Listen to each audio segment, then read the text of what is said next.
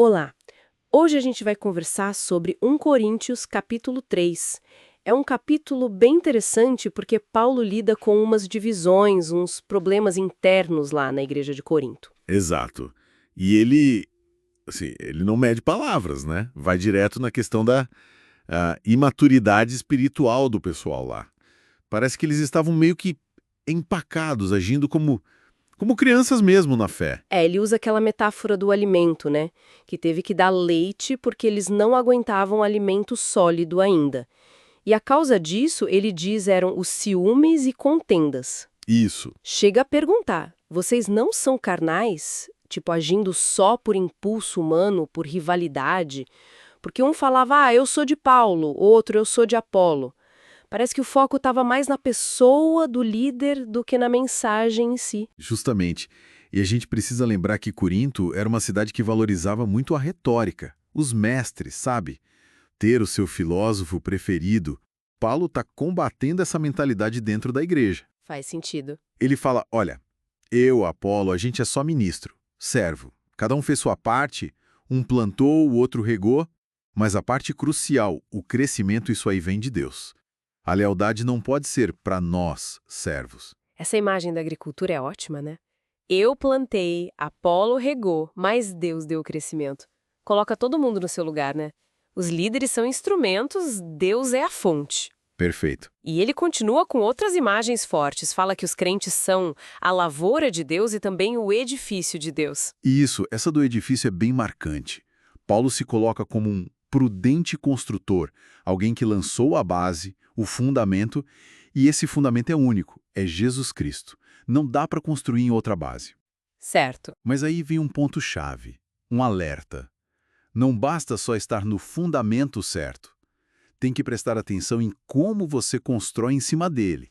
E essa construção vai ser, digamos, testada. Ele fala de usar materiais diferentes, ouro, prata, pedras preciosas ou então madeira, feno, palha. E que o fogo, no dia do julgamento, vai mostrar a qualidade disso. O que isso quer dizer na prática? Na prática, significa que aquilo que a gente faz, as nossas obras, atitudes, o nosso serviço, se for feito com a motivação correta, alinhado com Cristo, com qualidade tipo ouro, prata, vai resistir a essa prova, vai permanecer, e quem fez recebe galardão, uma recompensa. Entendi. Agora, se a construção for superficial, feita por egoísmo, ou desalinhada com o fundamento tipo madeira, feno, palha, o fogo vai consumir, vai queimar. Ah, Mas o interessante é que, mesmo que a obra da pessoa queime, se ela está firmada no fundamento que é Cristo, ela mesma pode ser salva. Só que, como diz o texto, como que através do fogo. É como escapar de um incêndio, sabe? Perde tudo, mas salva a própria vida. A salvação está garantida pelo fundamento, mas a qualidade da construção afeta a recompensa. nossa, bem claro agora. E, uau, logo depois vem outra imagem super forte. Vocês não sabem que são o templo de Deus e que o Espírito de Deus habita em vocês. Isso muda tudo de perspectiva, né? A comunidade e até cada pessoa como um lugar sagrado. Com certeza. É uma afirmação radical para a época e para hoje também. Se a gente é o templo, a casa de Deus, isso exige o quê? Santidade, respeito, responsabilidade. Sim. Por isso, o aviso é tão sério. Se alguém destruir o templo de Deus, Deus o destruirá. Isso pode ser sobre causar divisão na igreja, prejudicar a comunidade, mas também sobre a nossa própria vida, né? Viver de um jeito que desonra essa presença do Espírito. E tem uma conexão disso com a questão da sabedoria que ele discute logo em seguida. Porque parece que ele está o tempo todo contrastando as ideias do mundo com as de Deus. Totalmente conectado. Paulo pega a sabedoria deste mundo, aquela que busca status, aplauso, poder humano, retórica vazia, e chama de loucura para Deus. Entendo. Ele até cita o Antigo Testamento para mostrar que Deus pega os sábios na própria esperteza deles, que Deus conhece os pensamentos humanos como inúteis, vãos. A verdadeira sabedoria, a de Deus, muitas vezes parece loucura para o mundo. O maior exemplo é a cruz, né? Verdade. Então, o conselho dele é: se alguém aí se acha sábio segundo os padrões do mundo, para ser sábio de verdade diante de Deus, precisa estar disposto a ser visto como louco.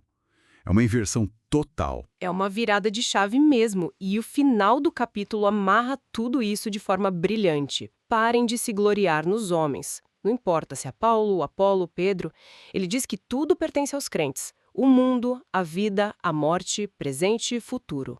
Tudo é de vocês. Exato. Porque vocês pertencem a Cristo e Cristo pertence a Deus. Isso coloca tudo na perspectiva correta, tira o foco das disputinhas e coloca em Deus. Perfeito. Ele eleva o olhar dele, sabe? Tira das brigas pequenas e mostra a grandeza do plano de Deus e da identidade deles em Cristo. É muito forte. Bom, então, recapitulando rapidinho, a gente viu Paulo criticando as divisões por causa de líderes, né?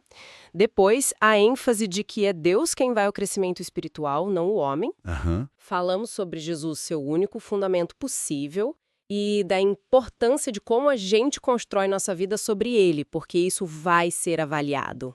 Sim, a prova pelo fogo. Isso. E as imagens poderosas da igreja e de nós como templo de Deus, morada do Espírito. E, por fim, esse contraste entre a sabedoria do mundo, que é a loucura para Deus, e a sabedoria divina. Exatamente. Acho que fica uma reflexão importante, né? Se a gente levar a sério mesmo essa ideia de ser o templo do Espírito Santo, tanto como comunidade quanto individualmente. E que a nossa construção, a forma como a gente vive e serve, vai ser provada. Como isso poderia mudar as nossas prioridades no dia a dia? O que a gente consideraria realmente importante e urgente? Que tipo de material a gente estaria usando para construir?